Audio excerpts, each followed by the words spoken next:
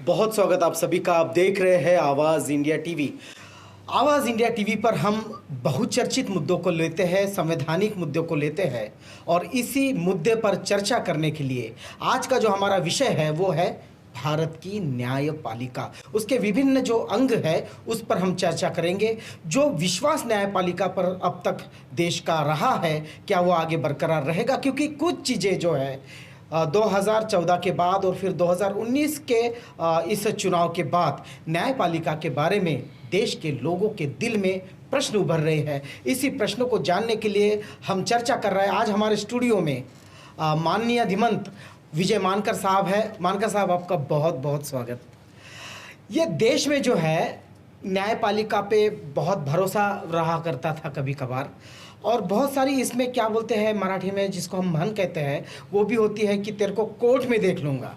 Court में देख लूँगा क्या मतलब होता है कि इतना विश्वास है कि मुझ पे जो अन्याय हुआ है उस अन्याय को दूर करने के लिए मैं अगर कोर्ट में जाऊँगा तो मुझे न्याय मिलेगा। लेकिन जब हम देख रहे हैं कि न्यायपालिका 1 रुपये का जो है वो दंड दे रही है, एक तरफ किसी एक विशिष्ट व्यक्ति को और दूसरी तरफ किसी विशिष्ट व्यक्ति को उसी कानून के तहत 6 महीने की सज़ा उसको मिल रही है। क्या है ये सब चीज़? आप कैसे इन सबको विश्लेषण करेंगे न्यायपालिका के बारे में? देखिए, एक पहली बात तो अम्बेडकराइट पार्टी ऑफ इंडिया के राष्ट्रीय अध्यक्ष होने के नाते जी, मैं जो भी बातें इस पूरे इंटरव्यू में कहूँगा न्यायपालिका को लेकर, कॉन्स्टिट्यूशन के इश्यूज आएंगे इसमें बहुत सारे, वो मैं कॉन्स्टिट्यूशन का सम्मान करते हुए, बिल्कुल न्यायपालिका का, जुडिशरी का जो है सम्मान करते हुए मैं अपनी बात को कहूँगा। देखिए, ये जो बात कह रही है 3 ऑर्गन्स ऑफ द स्टेट जो डेमोक्रेसी में बोले गए हैं कि लेजिस्लेचर, एग्जीक्यूटिव एंड जुडिशरी, और अभी तो 4th ऑर्गन है ऑम्बुड्समैन की भी बात हो रही है, लेकिन बेसिकली 3 ऑर्गन्स ऑफ स्टेट है जिसमें हम विधिपालिका, कार्यपालिका और न्यायपालिका ऐसे 3 बातें करते हैं। उसमें न्यायपालिका का रोल बड़ा इंपॉर्टेंट हो जाता है क्योंकि विधिपालिका जो है, जो लॉज बनाती है, जो एनैक्टमेंट्स करती है, एक्ट्स बनाती है, रूल्स बनाती है, उसका जो है इंटरप्रिटेशन वो संवैधानिक है कि नहीं, वो लीगल इन्फॉर्मेटिव उसमें कुछ है या नहीं, इसका जो जुडिशियल रिव्यू और लीगल इंटरप्रिटेशन का जो राइट है वो जुडिशरी को होता है। बिल्कुल। तो इसलिए किसी भी मॉडर्न डेमोक्रेसी के अंदर जुडिशरी का रोल एक बड़ा महत्वपूर्ण हो जाता है। अब उस लिहाज से यदि देखा जाए कि भाई यदि अगर लेजिस्लेचर एंड एग्जीक्यूटिव कोई गलती करती है, यानी पार्लियामेंट और सरकार कोई गलती करती है, तो उसको ठीक करने का काम जो है वो जुडिशरी का है। ये कॉन्स्टिट्यूशन का रोल है, ये डेमोक्रेसी का रोल है। लेकिन भारत में जो है इसमें हमें कुछ चीज़ें जो है वो विसंगतियाँ नज़र आ रही है। उन विसंगतियों को पर हम बात करेंगे और कैसे कैसे जो है इसको ठीक किया जा सकता है, इस पर भी हम बात करेंगे जैसे जैसे हम इस चर्चा में आगे जाएंगे। अब ये कहा जाता है जुडिशरी के बारे में कि वो स्वतंत्र होना बहुत जरूरी है। अगर वो स्वतंत्र नहीं है तो लोकतांत्रिक तरीके से वैसे काम कैसे कर पाएगी? तो ये जो स्वतंत्रता है, उसकी लोकतांत्रिकता है, क्या वो धीरे धीरे हम देख रहे हैं, क्या हम ऐसे बोलेंगे इसको, ये धीरे धीरे नष्ट हो रही है इसकी लोकतांत्रिकता? देखिए, इंडिपेंडेंस ऑफ जुडिशरी यानी स्वतंत्रता, ये तो एक बड़ा इंपॉर्टेंट जो है वो प्रिंसिपल है। देखिए, किसी भी मॉडर्न डेमोक्रेसी के अंदर में एक सेपरेशन ऑफ पावर्स का प्रिंसिपल है, दूसरा चेक्स एंड बैलेंसेस का प्रोविजन है। उस लिहाज से जो है वो जुडिशरी पार्लियामेंट और एग्जीक्यूटिव से इंडिपेंडेंट रहना चाहिए। ये सेटल्ड पोजीशन है मॉडर्न लिबरल डेमोक्रेसीज का। लेकिन इंडिपेंडेंस होने के साथ साथ जुडिशरी का अकाउंटेबिलिटी भी होना चाहिए, जो उसकी जवाबदेही भी होना चाहिए। उसके साथ यदि मैं 2-3 बातें और कहूँ तो इंटीग्रिटी होना चाहिए, न्यूट्रलिटी होना चाहिए, एफिशिएंसी होना चाहिए, डाइवर्सिटी होना चाहिए। ये सारी चीजें जो है वो भी जुडिशरी में होना जरूरी है। और इस विषय में जो है वो बीजिंग प्रिंसिपल्स हैं, जो बैंगलोर प्रिंसिपल्स है, जो इंटरनेशनल लॉ के तहत जो है वो पूरे दुनिया के जुडिशरी ने माना है, उस पर भारत की भी जुडिशरी ने जो है वो इन बातों को माना है। तो इंटरनेशनल ह्यूमन राइट्स लॉ के अंदर और जो दुनिया में जो डेमोक्रेसीज में डेवलपमेंट हो रहे हैं, देखिए 2 तरह के लॉ की कंट्रीज़ हैं। एक जिसको हम कॉमन लॉ कंट्रीज़ कहते हैं, दूसरी सिविल लॉ कंट्रीज़ कहते हैं। यदि चाइना और कम्युनिस्ट सिस्टम को छोड़ दिया जाए तो दुनिया 2 तरह के लॉ की इसमें बटे हुए हैं। एक कॉमन लॉज यानी जो ब्रिटिश कॉमनवेल्थ कंट्रीज़ थी, जो एंग्लोफोनिक कंट्रीज़ है उनको बोला जाता है, और सिविल लॉ की कंट्रीज़ यानी जो बाकी ब्रिटेन के साम्राज्य में नहीं थी लेकिन यूरोप की बाकी कंट्रीज़, फ्रांस, जर्मनी और बाकी जो यूरोप की कंट्रीज़ है वो, और बाकी इंडिपेंडेंटली जो डेवलप हुई वो। उस लिहाज से accountability of judiciary is also very important. Diversity of judiciary is also very important. Neutrality, integrity, efficiency of judiciary is also very important. जो हमारे देश के संविधान में और अभी के प्रिवेलिंग मैकेनिज्म में एब्सेंट है. जी, अब जैसे आपने कहा डाइवर्सिटी बहुत ज़रूरी है. हम देख रहे हैं कि अगर हम पूरा भारत का जितने भी पीठ है उन सबको देखते हैं तो डाइवर्सिटी कहीं दिखती नहीं. किसी एक विशिष्ट वर्ग के, किसी विशिष्ट वर्ण के ही जज जो है वो चेयर पे बैठे हैं. ऐसे में जो ये विषय है डाइवर्सिटी होनी चाहिए, सभी तबकों के लोग वहाँ होने चाहिए, तभी सभी तबकों को न्याय मिलेगा. आप इससे कितने सहमत हैं या असहमत हैं? नहीं, मैं इस चीज़ से 100% सहमत हूँ कि डाइवर्सिटी होना चाहिए. लेकिन जब हम अपने कॉन्स्टिट्यूशन को देखते हैं, मैं थोड़ा सा, क्योंकि जो भी हम बात करेंगे जो प्रोविजंस आज है या जो लाना है वो कॉन्स्टिट्यूशन में लाना है, तो मैं कुछ आर्टिकल्स को कोट करूँगा. आर्टिकल 12, आर्टिकल 16(4), उसके बाद में मैं कोट करूँगा आर्टिकल 124(1), 124(2), 124(4), उसके बाद में मैं कोट करूँगा आर्टिकल 217(1), 1 and 1B. अब इसमें आप देखेंगे तो अगर हम प्योरली आर्टिकल 16(4) को देखते हैं और आर्टिकल 12 को देखते हैं, तो आर्टिकल 16(4) में रिजर्वेशन का प्रोविज़न है. अब रिजर्वेशन का जो प्रोविज़न है उसका अगर लैंग्वेज यदि आप रीड करते हैं आर्टिकल 16(4) की, तो आपको अपॉइंटमेंट और पोस्ट में रिजर्वेशन है. सर्विसेज अंडर द स्टेट, यानी जो राज्य की जो सर्विसेज है, चाहे केंद्र सरकार की हो या राज्य सरकार की. स्टेट क्या है? अगर आर्टिकल 12 को आप उठाकर पढ़ते हैं तो judiciary is not a state in under Indian constitution. अगर आज मैं इंडियन कॉन्स्टिट्यूशन की आर्टिकल्स की लैंग्वेज का इंटरप्रिटेशन करूँ तो जुडिशरी आज के तारीख में स्टेट नहीं है अगर आर्टिकल 12 को यदि हम पढ़ते हैं. और रिजर्वेशन जो है वो केवल जो है वो स्टेट्स के अंदर के सर्विसेज में रिजर्वेशन है. अब यदि आप आर्टिकल 124(1)(2) को यदि ये पढ़ेंगे या 217(1) को और B को पढ़ेंगे, या राष्ट्रपति से लेकर प्रधानमंत्री से लेकर मिनिस्टर्स से लेकर चीफ मिनिस्टर्स से लेकर स्पीकर और डिप्टी स्पीकर्स तक जो है, और अटॉर्नी जनरल से लेकर एडवोकेट जनरल तक, आप जितने भी जितने ये है, तो ये जो है वो सर्विसेज नहीं है, ये ऑफिसेस हैं. देखिए, दो चीज़ों का फ़र्क इसको समझना पड़ेगा कि रिजर्वेशन सर्विसेज में है और ये सारे के सारे ऑफिसेस में है. और हमारा कॉन्स्टिट्यूशन में ऑफिसेस में रिजर्वेशन का प्रोविज़न नहीं है. ये इंपॉर्टेंट बात है. तो हम डाइवर्सिटी की बात तो कर रहे हैं और होना चाहिए, लेकिन डाइवर्सिटी को गारंटी करने का कोई मैकेनिज्म हमारे कॉन्स्टिट्यूशन में नहीं है, जो 1949 में हमारी संविधान सभा ने एक्सेप्ट किया और 26 जनवरी को जो है वो इम्प्लीमेंट हुआ. मैं वर्ड टू वर्ड आपको आर्टिकल को जो है कोट किया, आप जाकर स्वयं पढ़ सकते हैं इसको. अब इसके तहत जैसे साउथ अफ्रीका में डाइवर्सिटी है, ब्रिटेन में डाइवर्सिटी है, अमेरिका में डाइवर्सिटी है, दुनिया के कई कंट्रीज़ में डाइवर्सिटी के प्रोविजंस है, पूरे यूरोपियन यूनियन के कंट्रीज़ में डाइवर्सिटी है. तो उन्होंने अपने कॉन्स्टिट्यूशंस और लॉज में वैसे अमेंडमेंट किए, वैसे प्रोविजंस लाए, तब जाके वो चीज़ हुई. जब तक हम उसको नहीं लाएंगे तब तक वो होने वाला नहीं है. यहाँ तो सिंपल कॉन्स्टिट्यूशन में आर्टिकल 312(3) में, सब क्लॉज 3 में, क्लॉज 3 में ऑल इंडिया जुडिशियल सर्विसेज का प्रोविजन लिखा हुआ है, पर वो भी जो है अभी तक इम्प्लीमेंट नहीं हुआ है. तो अगर वो भी होता तो भी आप रिजर्वेशन उसमें ला सकते थे, कम से कम डिस्ट्रिक्ट जज तक. वो भी प्रोविजन भारत के अंदर में नहीं हुआ है. तो ये बड़े इश्यूज है. तो वाइडर कॉन्स्टिट्यूशन को पॉजिटिव अमेंडमेंट करने का इशू है. तो पॉजिटिव अमेंडमेंट आप कहते हैं कि कॉन्स्टिट्यूशन को होना चाहिए, तो इस अमेंडमेंट में जिस तरह से रिजर्वेशन की हम लोग बात कर रहे हैं कि जुडिशरी में अगर रिजर्वेशन आ जाए तो ये डाइवर्सिटी का भी मुद्दा अपने आप धीरे धीरे खत्म हो जाएगा. क्या आप इस बात को मानते हैं अगर रिजर्वेशन इसमें आ जाए, सिंगल पोस्ट में या जुडिशरी में हम रिजर्वेशन को उस लिहाजे से ला सके, तो क्या डाइवर्शन आ सकता है इसमें? बिल्कुल. देखिए, अभी मैंने जो मैं आपको इसके विषय में बताऊंगा कि मैंने 2 ह्यूमन राइट्स के बिल और 2 रिजर्वेशन को मजबूत करने के बिल्स ड्राफ्ट किए और पार्लियामेंट को दिए हैं. और मेरा प्रयास है कि प्राइवेट मेंबर बिल करके कोई एमपी उसको पार्लियामेंट में रखे. ऑटोमेटिक जैसे कॉन्स्टिट्यूशन अमेंड होना है, जैसे लॉ अमेंड होना है, उसी लैंग्वेज में वो बिल्स है, एक्चुअल बिल्स है, वो पिटीशन मेमोरेंडम नहीं है. उसमें मैंने ऑलरेडी ये प्रोविज़न को किया है. और डाइवर्सिटी के अंदर में मैंने ये प्रोविज़न किया है कि आपको SC ST के अलावा माइनॉरिटीज़ का जो है और महिलाओं का जो है और जो DNTs कम्युनिटीज़ के जो लोग हैं, या जो गांव के क्षेत्र के जो लोग हैं, या रीजन वाइज स्टेट्स के जो लोग हैं, उनका भी डाइवर्सिटी उसमें इंश्योर होना चाहिए. ऑलरेडी मैं अपने हाथ से ये अमेंडमेंट का लॉ जो है वो लिख चुका हूँ. अब वहाँ पार्लियामेंट में जाए कोई करे तो ये पास हो सकता है. एक टकराव हमें विधायिका और न्यायपालिका में हमेशा से भारत में दिख रहा है कि हम जैसे उत्तर प्रदेश में जाते हैं तो योगी जी जैसे चीफ मिनिस्टर बन जाते हैं तो अपने जितनी उन पे केसेस लगी हो निरस्त कर देते हैं.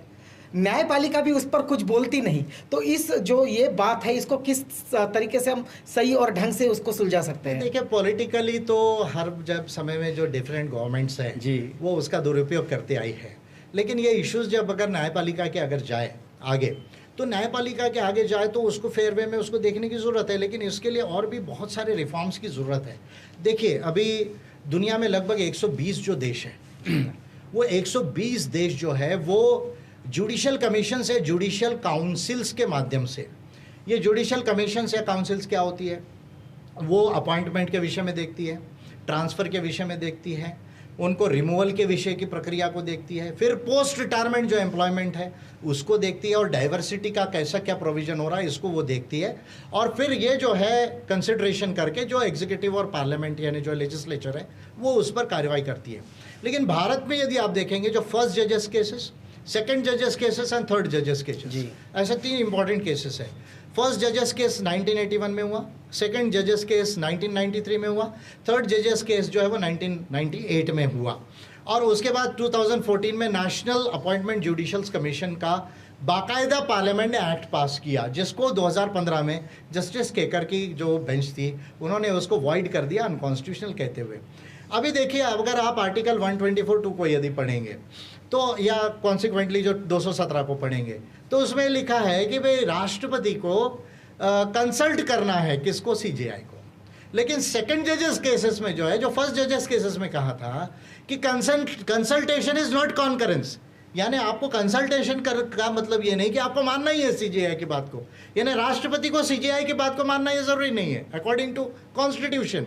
लेकिन सेकंड जजेस केसेस ने इसका इंटरप्रिटेशन इस तरह से किया कि जो आपका कंसल्टेशन है वो कॉन्करेंस होता है, यानी मानना ही पड़ेगा, यानी राष्ट्रपति यानी गवर्नमेंट से बड़ा इस मामले में सीजीआई को बना दिया, कॉलेजियम सिस्टम को बनाया। अब भारत एकमात्र कंट्री है जिसमें कॉलेजियम सिस्टम है। दुनिया में 120 कंट्रीज में जुडिशियल कमीशंस और काउंसिल्स हैं। तो यहाँ जो फंडामेंटल रिफॉर्म की बात है, अगर ये आप नहीं करोगे तो आपके सब तरह के जजेस वहाँ जाएंगे नहीं। अच्छा, मैं ये कहता हूँ कि आप चपरासी का भी रिक्रूटमेंट करते हैं एग्जामिनेशन से, जजेस का रिक्रूटमेंट नहीं होता, डायरेक्ट सिलेक्शन होते जाता है। कोई अगर हाई कोर्ट में 10 साल प्रैक्टिस करे तो वो हाई कोर्ट जज, फिर बाद में सुप्रीम कोर्ट जज। ऑल इंडिया जुडिशियल सर्विसेज का प्रोविजन आर्टिकल 312(3) में है। भारत में आज तक ऑल इंडिया जुडिशियल सर्विसेज क्यों स्टार्ट नहीं हुई? कोई भी लड़का जो लॉ ग्रेजुएट है वो बन सकता है, जैसे आज बनता है वो बन सकता है, बाद में वो डिस्ट्रिक्ट जज बन जाएगा और 10-15 साल का सर्विस करके जो है वो हाई कोर्ट में चले जाएगा। तो ये प्रोविजन जब तक आप नहीं होंगे। दूसरा, राइट ऑफ लिटिगेंट्स क्या है?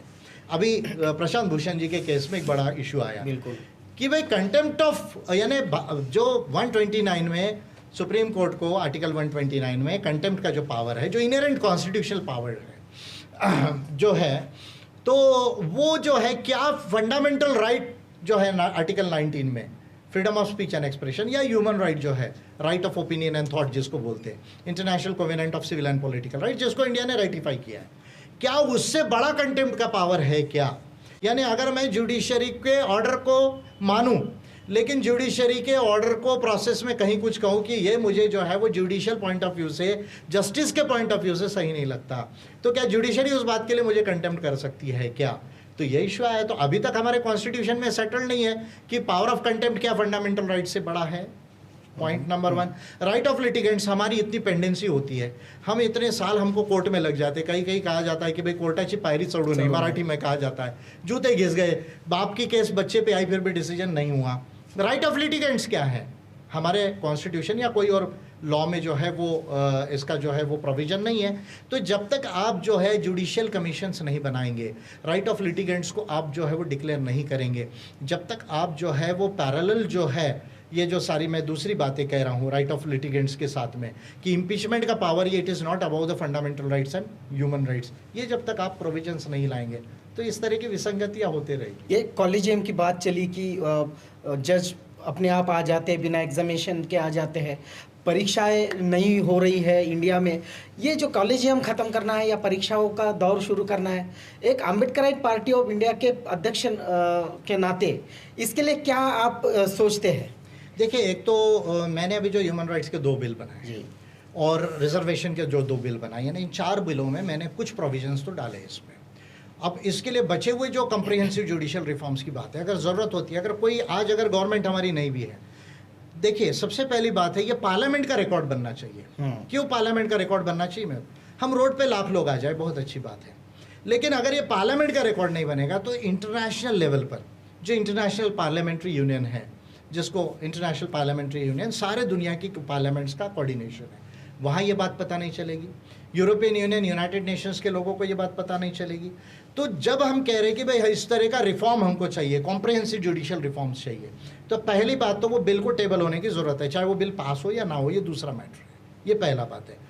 तो उसको मैं लाने का प्रयास कर रहा हूँ, और उसके बाद में जो जो पार्टीज़ या एसोसिएशंस, ऑर्गेनाइजेशंस इसको एग्री करते हैं, वो सब मिलकर फिर जन आंदोलन किया जा सकता है। ये दूसरी स्टेप है। हाँ, ये कहा जाता है कि पूरी की पूरी भारतीय न्यायपालिका, न्याय व्यवस्था ये मनुवाद के चंगुल में, ये टेक्निकल सवाल नहीं है, ये मनुवाद के चंगल में फंसी है।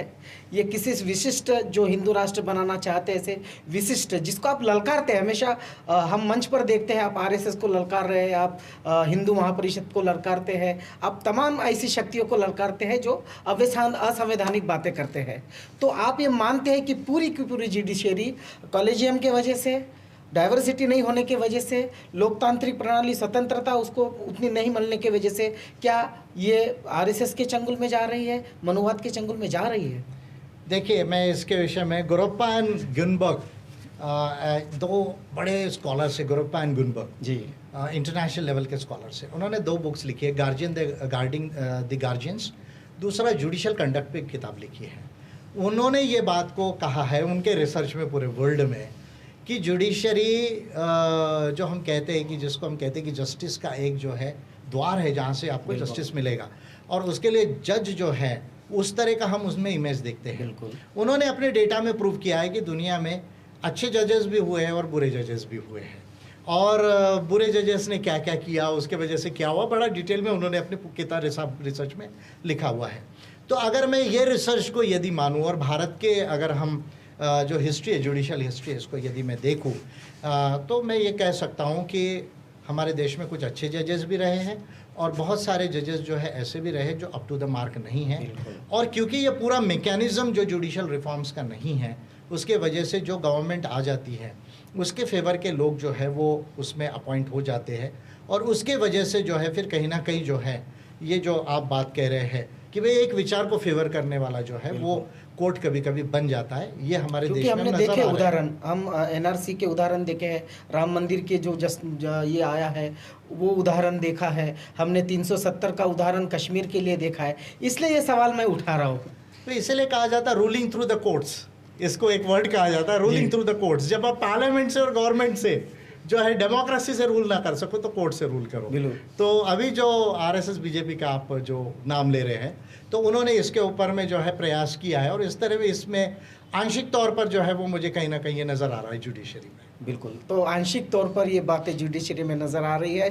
न्यायपालिका क्या है, किस तरह से कॉलेजियम ख़त्म होना चाहिए, परीक्षा से जज होने चाहिए, हमारे साथ इस मुद्दे पर चर्चा कर रहे थे अम्बेडकराइट पार्टी के राष्ट्रीय अध्यक्ष धीमंत विजय मानकर साहब, आपने अपना बहुत बेशकीमती वक्त हमें दिया, आपका बहुत बहुत धन्यवाद। Thank you. देखते रहिए आवाज़ इंडिया टीवी।